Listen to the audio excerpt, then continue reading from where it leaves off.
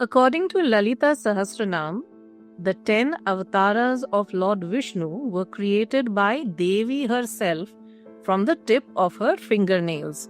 Karanguli Nakotpanna Narayan Dashakritihi. In the same tradition, the 10 Mahavidyas are described as the 10 primordial forms of Adya Shakti. So the simple question that arises here is there a connection between the 10 Mahavidyas and 10 avatars of Lord Vishnu? To understand this, we have to go back to a very unusual night. As told in the Tara Tantra tradition, Ayodhya was asleep that night, but the ashram of Maharishi Vashisht was awake. The lamps were still burning. By morning, Raghunandan Sri Ram, the crown prince, would leave for Vanvas, not as a prince, not as an heir, but as a wanderer, leaving behind his kingdom, his comfort, and everything else. The city of Ayodhya wept in silence.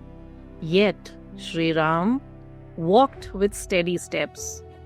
This was destined to happen. It was part of his avatara karya. But before leaving Ayodhya, he did not turn towards the palace. He did not turn towards the queens. He turned towards his guru.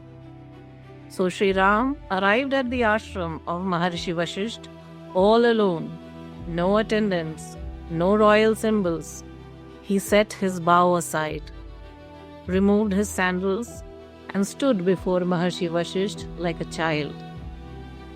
Rishi Vashisht looked at him for a long time, and then the sage spoke. O Raghav, exile is not only leaving Ayodhya, it is withdrawal of all support. In the forest, you will have no aid. Mantra alone will be your Shakti. On hearing this, Sri Ram bowed down before his Guru and said, O Gurudev, I am ready to give up the throne and my name, but do not let me lose awareness. Give me that Vidya which does not depend on praise or blame. Sage Vashisht closed his eyes. The moment had come. According to the Tara Tantra tradition, Rishi Vashisht knew what lay ahead of Sri Ram. The forests would be filled with dangers. Vedic rites would be very difficult to perform there, and Kshatriya Dharma alone would not protect him against the wild and demonic forces driven by Maya. What Sri Ram needed was a Shakti who could speak in silence, who could guide in darkness, and who could carry one across unknown paths. That Shakti was Ma Tara.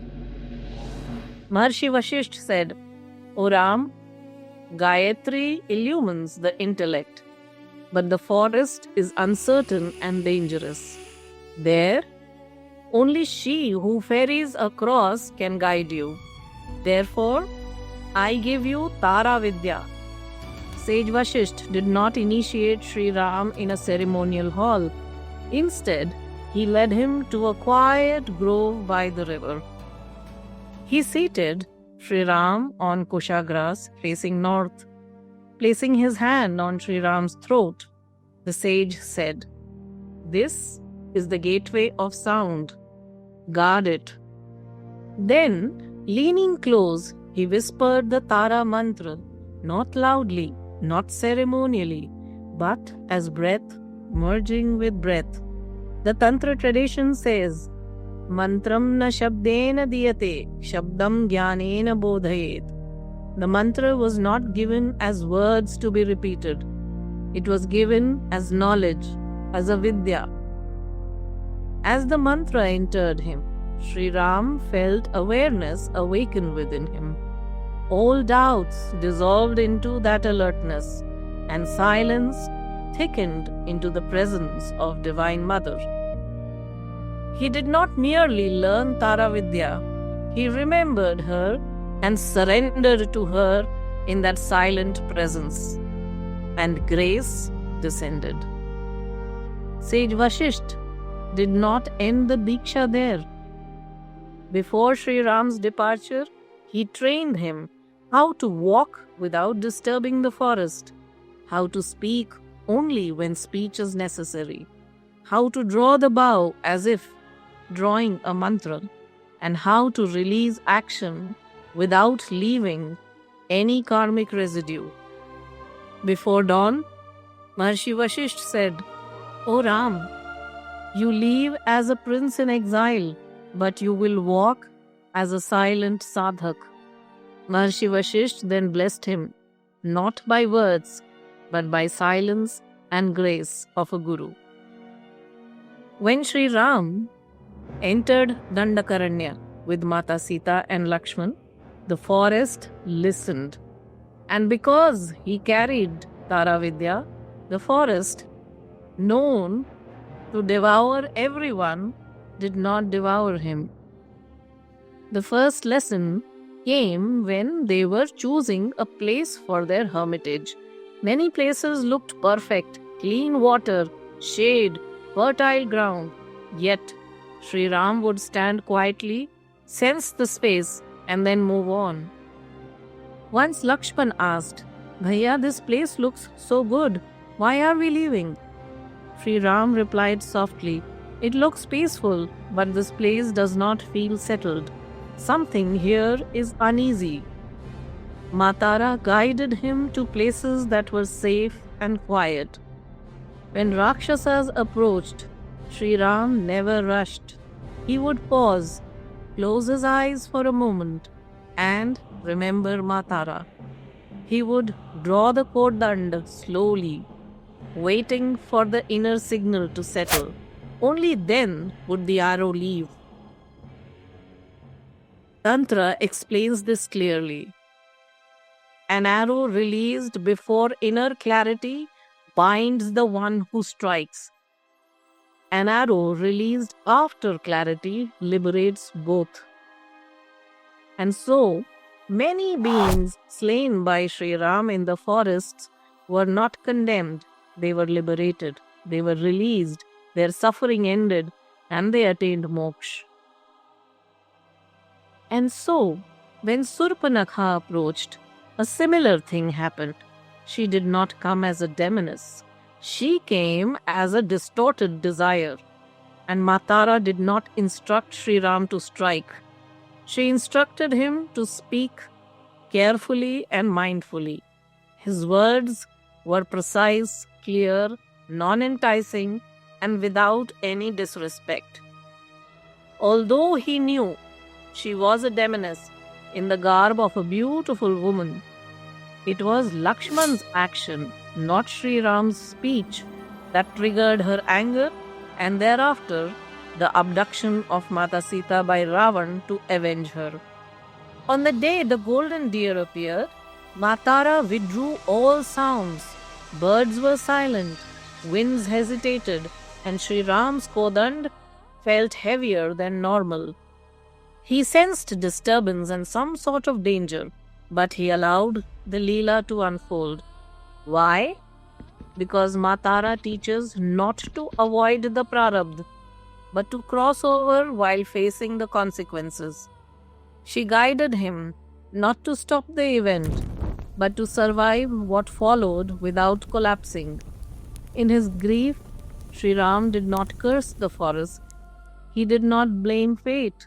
He did not react in panic. He sat, closed his eyes, and returned to that inner balance, to the sound of the mantra. After Mata Sita's abduction, Sri Ram was surrounded by grief, but he was also aware of his purpose. Matara began to soften his grieving heart and heal him. Even as he continued searching for Ma Janaki, he decided and acted as guided by divine will. One evening, as Sri Ram prepared to sit in meditation, Matara guided him inwardly. Go in search, not as a prince. Do not go as a protector. Do not go as an avatar.